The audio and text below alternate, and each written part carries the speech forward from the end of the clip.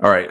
Anyways, welcome to stream. I'm gonna move quick because I only got 25 minutes because folks got other stuff to do. I'm gonna talk through the most recent stuff from this last week and probably point out some stuff that you may or may not be totally aware of and is applicable in the context of what we're doing in cybersecurity and ZT. So bear with me. Feel free to say what you want to say. As long as you're not being mean and hating on other people, I'm good with whatever. Now, this one that came out recently, this was Dan Gunderman. It was U.S. Congress passes cyber incident reporting mandate, included 1.5 trillion spending package, Ukrainian aid, et cetera, et cetera. Now, that's cool, great. But the real thing that was all over the news and media and everywhere else was talking about broader visibility, and it talked about the Strengthening American Cybersecurity Act, which passed the Senate unanimously last week. House lawmakers later embedded the reporting clause in the omnibus bill, which, if you're not familiar how all this stuff works, it kind of is interesting, and I'll point some stuff out with that in just a second. And then that got passed again. Now, people say super great, this goes forward. There was all this news and marketing about how this is going to change the game, whatever else. However, what you really need to do is go read through all of the stuff that is pertinent for when these bills are passed. And if you don't work around Capitol Hill, if you don't do stuff with, the very big muckety mucks of how this stuff gets passed and whatever else, number one, it's boring as hell. Number two, there's always the shenanigans that go on with introducing other things into these acts. Now, is this a good piece? Is this a valuable thing for day one? Sort of, yes, we should have this. Yeah. But there's stipulations in here that are notable, and you don't get to it until you read the whole 230 something page document, which I did because I have no life. Really, what we're looking at here is that this is bolstering, if you will, the ability for CISA to be able to do more oversight on systems. Now, it talks a lot in the news about that this was related to corporate America, and that this would be something that would happen and do better for, the general sort of side of cyber. Not entirely accurate. If you read through this whole thing, you have to really dig through it. But there's some points in here that are worth noting. So if you're ever looking for this stuff, go to congress.gov, look up all these bills.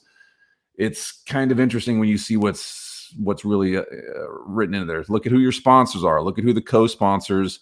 There's value in that as well. You'll see a lot of folks who will sponsor or co-sponsor a bill that may or may not have a friggin' clue about how any of this stuff actually works. And I'll show you something about that in just a second too.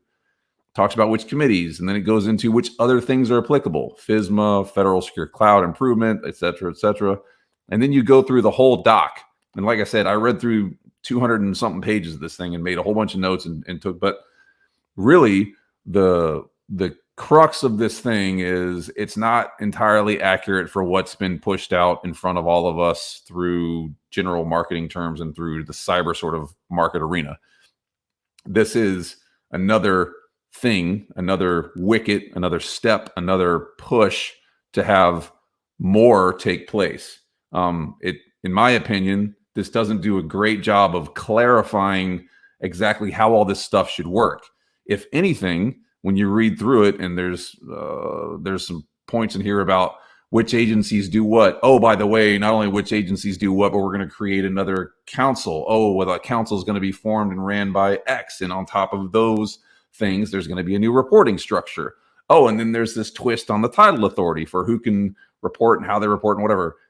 It's not as clear as you would really hope. Like the actual goal of what we would hope to see is, hey, look, here's what's going to happen. Here's the legal requirements, which we're putting in place. Here's who's going to report. Here's who's in charge, which would be super. And then go off and make those things do what they need to do, and then put dollars and cents behind it. I'm a fan of CISA. I think Jen Easterly and Chris Ingalls and all those folks are doing amazing work. But I think really the value of this is an example of we're not getting a whole lot better by putting more bureaucracy in front of execution. And that's what it is. If you read through the other reporting requirements in here and everything else on the news, it was like there's these things that are, you have to report within 24 hours and whatever else. Number one, how do you do that when you don't know when you've been breached? Number two, it doesn't do a whole lot in here really talking about cloud, which is a big problem because the government is moving to cloud. So how are you going to have that reporting structure available when you're going to be in an infrastructure that you weren't in before? And then the timelines for actually implementing this and pushing it to where it needs to go are real broad. Like some of these things just around mobility, it talks about 2 years from the date that this is actually enacted, which it hasn't been enacted yet, 2 years before it becomes enforceable. So what's going on in the next 2 years? Election cycle. What happens during an election cycle? Shenanigans. What does shenanigans mean in the context of cyber? It means stuff goes sideways. If stuff goes sideways, not good for those of us that are in here trying to do the work. So good overall effort. Lots of things in this, but I would just caution folks when you read through these documents, especially when the government's involved. And again, I applaud the government. I want them to do more work, but it is introducing bureaucracy on top of bureaucracy for the sake of bureaucracy. Like it's the self-licking ice cream cone of misery. Okay, further on from that, I posted this video that was a deep fake. Now it's capturing Paris being hit by airstrikes shared by the Ukrainian minister. Now there's been a whole lot of, I got a lot of vitriol and people pinging me about this. It was like it's not a deep fake. And hey, dumbass, aren't you aware that there are replicas of the Eiffel Tower? Number one, no, I was not. Number two, cool, I learned something. Number three, okay. But when you watch the video, and I'll kind of show you some of the video. You don't really get total clarity on what's taking place. And that, honestly, that's the point, right? That's the point I was trying to make with deep fakes, especially when it's posted by people who are engaged in a conflict, who are being invaded. And this is posted not by just some Tom, Dick, or Harry, or Shirley, whatever. It's posted by a minister. And there was a message that they were trying to get across here. It was not just a deep fake or whatever. Like this could awaken people to the problem and also make them aware. But this is an ability to push information out where folks look at this and go, oh, wow, like crazy. Look at the video. Deep fake shows Paris being hit by Russian airstrikes. Now, I tried looking on Google Earth to see if I could wrap my head around, was that Paris, or was that Kiev, or was that this other place that people were saying it wasn't Ukraine, where there's other. Now this is, I believe, in Kiev or Mariupol or one of the places in Ukraine. But that first image of Paris or the Eiffel Tower, what was that? And then this, I tried like hell to go look on Google Earth and see how this would be, look now. And then it twists, right? So just think if this were to happen in another European capital, then you get into the Ukrainian side of this and they're pushing their point. But that's the thing is, it's a pretty good video, and it doesn't look like it took them a lot of work to put together. There's a whole lot of other things in this plot, plan, scheme side of it that you could use to push a narrative. And people buy video. People think video is real. So interesting, especially in my opinion, when it's coming from a conflict zone and it's being introduced by people who are in a position of significant influence. That's the point I'm trying to make. And I'm not sure if anybody else was aware, but I guess there are replicas of the Eiffel Tower in other cities. Okay. Now, there was another report. Michael Schnell, bipartisan group of senators pressed Mayorkas on readiness for cyber threat. Again, because I have no life, like I listen to this stuff and pay attention and see what's going on. Mayorkas, the video, the graphic here was kind of him testifying in another deal. But the point why I really want to make is, a bipartisan group of senators is pressing Homeland Security Alejandro Mayorkas for talking about cyber attacks amid Moscow's invasion of Ukraine. 22 senators, led by Jackie Rosen and Mike Rounds, penned a letter. So they wrote a letter and they sent it to Mayorkas, and the letter says basically, and I'll read you line for line kind of what some of it says. To the Honorable Alejandro Mayorkas, dear Secretary Mayorkas, we are requesting a briefing on the Department of Homeland Security's efforts to protect the United States homeland from Russian government cyber and disinformation threats in the wake of Russia's violent and unprovoked invasion of Ukraine. Okay, so I'm not going to read the whole thing, but let's just say unequivocally, this is a group of senators, 22 of them, that are telling the Secretary of Homeland Security, come brief us on cyber. And the names in here from different congressmen and senators, whatever. You got Rounds, you got Blumenthal, you got Angus King, you got Jackie Rosen, you've got Dick Durbin. There is Let's see. There's a couple of other folks: Collins, Manchin, Dianne Feinstein, Cory Booker, Warnock, Holland. So across the aisle. But here's the issue, right? Those folks are asking Department of Homeland Security Secretary to come brief them. How many times have they been briefed on this in the last X number of however long? It's not really that different. It's not changed. It's not some crazy whatever. And if you go and dig into which committees those individuals sit on who are asking to be briefed on something they've already been briefed on, they all sit on those committees. So then the question becomes, well, what were you doing? Why weren't you paying attention or taking notes or whatever the hell you're supposed to be doing when this occurred? And if you crawl back through it, unfortunately for the people in the Senate and Congress and the Hill, all this stuff is publicly available. So go look at the members on those committee lists that have already been briefed on Russian disinformation, Russian warfare, Russian cyber attack, conflict engagement, all those pieces that we talk about in cyber. The most recent briefing on all of this, just because I followed it up, was in December. Now it's March. I mean, things have changed a little bit, but the point being, they should have already been briefed on this. Now, if you also go just to really drive that point home, and the point I'm actually trying to make here is this is why cybersecurity whole hog is not getting much better, if you ask me. The subcommittee on cybersecurity has total members, 10 of them, right? In that, guess who's the freaking chairman? And this is not a political thing. I don't care about politics. I just care about effectiveness and getting the work done. Guess who's the chairman? Joe Manchin. Okay, well, Joe Manchin helped author the letter that said, we want you to come brief us on cybersecurity. Does that make any sense whatsoever? Doesn't that seem like what the hell's going on? If you read through the rest of these, you got Scott, Hawley, Reed, Rosen. I counted it up, and out of 22, 11, half are people that sit on committees or were already briefed on cyber conflict, cyber engagement, cyber warfare in that space in the last 90, 120 days. So does it become a little clear like why we're not getting better and where the problem in the space continues to grow? I think it does. Like, how much clearer can it possibly get? Now, I want to point out a couple other things because this is valuable. I talk about cyber insurance all the time.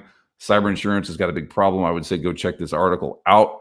It's a little bit dated, but it's really good. It talks about the issues that you have, and it references some different reports in here on the trending and which things are, enforceable and not enforceable and those types of issues. If you're not familiar with what's going on in cyber insurance, here's something else that you want to look at. This is another piece of that same sort of area of content, and this was November 2021, so not too long ago. Are ransomware payments covered by cyber insurance? The answer, honestly, and when you read through the research in these articles, is no. Why? Well, because the lawyers get involved in this whole thing, and they have found a way to weasel their way out of making sure that cyber insurance pays up. There's a really great example in here. I read through the appeal from the court on this one particular instance, but they broke it out pretty clearly that there's a difference in how it's written, right? So the insurance coverage, direct physical loss or damage to media. So, okay, this company got breached, had a ransomware, and got locked out. The way that they got out of paying it was they took it to court and they said, well, it wasn't really damaged. It was just encrypted, meaning you couldn't get to it. So we're not paying you. So, okay, let me get this straight. I paid you for this insurance policy, which says you'll take care of me if something occurs and happens to my data. However, when I try and get the money for what I paid for, you won't give me what I need because the information was not damaged, even though it's unavailable to me, and my business is now going down. There's points in here about the insurer also claimed no responsibility for the cost of restoration because nothing was damaged. No physical data. No, it's not damaged. It's just unavailable. Well, that doesn't necessarily help the business. Point being, go read up on what's going on within the context of cyber insurance and how this works. And another issue that I think is worth noting in the context of this is cyber insurance is not a thing that will stop or limit a breach. I mean, just like having insurance on your car, if you're a shitty driver, doesn't mean you won't get in a car wreck. It means that it's there in case you do or when you do in real world, but it's not there to stop you. So if those engagements and those organizations aren't engaging in correct security postures, correct security strategy, et cetera, they're not going to get any better. And they're going to wind up continuing to inflate the prices that the rest of us pay for these insurance policies, which are pretty much a ripoff in the first place. So it just gets more confounding, more confusing, more problematic. Okay, last one, because I said I would move fast here. Spy agencies' leak of Russian plans point to the future of information warfare. Now, get away from the politics side of this, but there's some interesting stuff that happened. U.S. intelligence officials have gone way beyond their traditional comfort zone over the past few weeks and publicly relaying intelligence almost in real time, which it has been in real time. If you pay attention to some Twitter handles, it's been pretty close to real time, to hinder Russian operations in Ukraine, the chairman of the Senate Intelligence Committee said Monday. Forward-leaning intelligence work on Ukraine represents a major shift in how agencies have conducted past wars. If you've never worked in the intel community, the fact that they're releasing this stuff now and the way that they are as fast as they are, it's pretty crazy. It's staggering that you see actual intelligence agencies publishing their stuff on Twitter and LinkedIn and Facebook and whatever else, but it's working. The biggest one, which I wanted to cite here, was the biggest example was intelligence gathered about a month ago that suggested Putin's government would stage a coup in Ukraine and install a new leader, but American and British intelligence publicized those plans ahead of time. It was a super interesting read. It was almost like something out of like a Jack Ryan novel. And then there was the other one.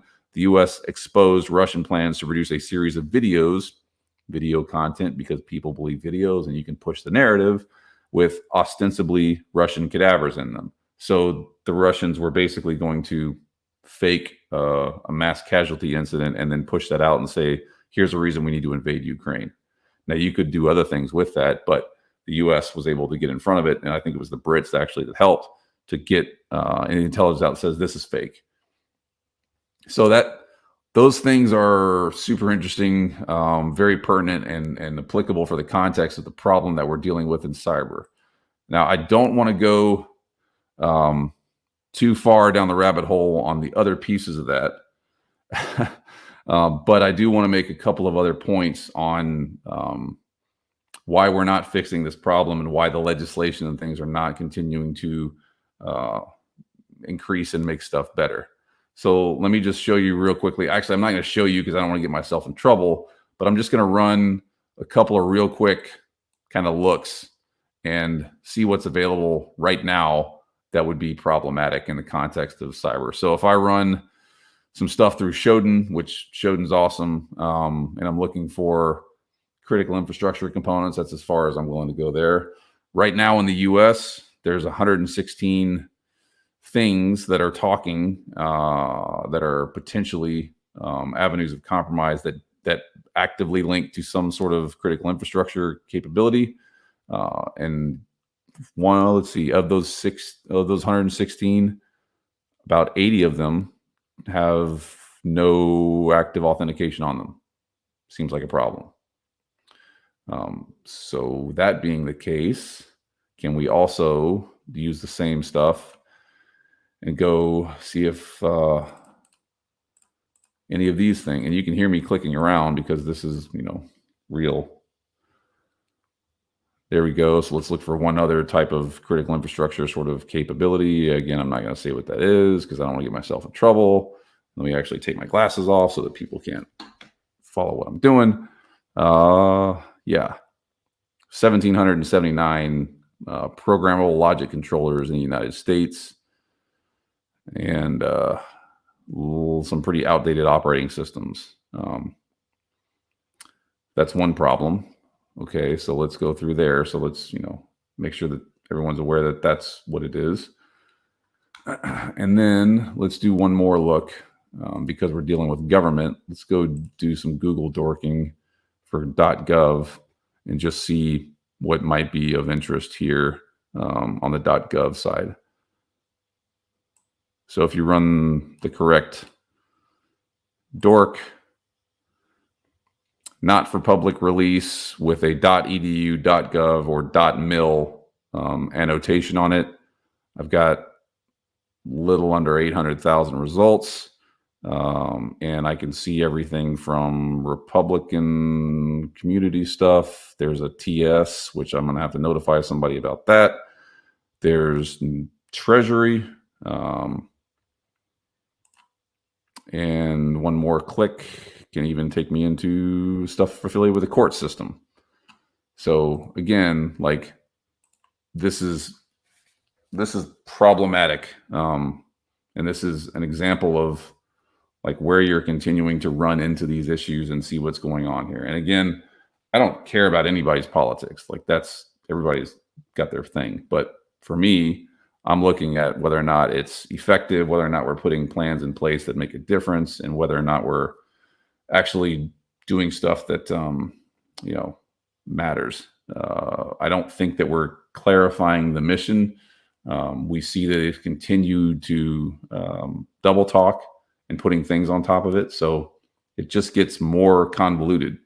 The last piece of this is what happens when we have more confusion, more lack of clarity in our approach to a problem. Someone comes along and says, I have a solution for that. And you go, oh, thank God, I'm glad you have a solution. And the next thing you know, there's market going on. There's need, there's dollars, there's bills, there's all those things tying into this. And then it becomes, where the root of all evil, right? Money is the thing that drives the fix, not that the fix is actually valuable. Anyway, I've been yammering on for 20 something minutes. Folks have got other things to do. For you, the folks that did join, I appreciate your time. More to come, more to follow. I'll try and do these every week unless I am traveling or doing something else. And please say what you want to say, comment, tell me whatever you think. I have a newsletter. I'm not looking for anything on it. I'll share the content and it's free and available to you, and there's no gated stuff around it. Go nuts. But please stay smart, stay safe, stay secure.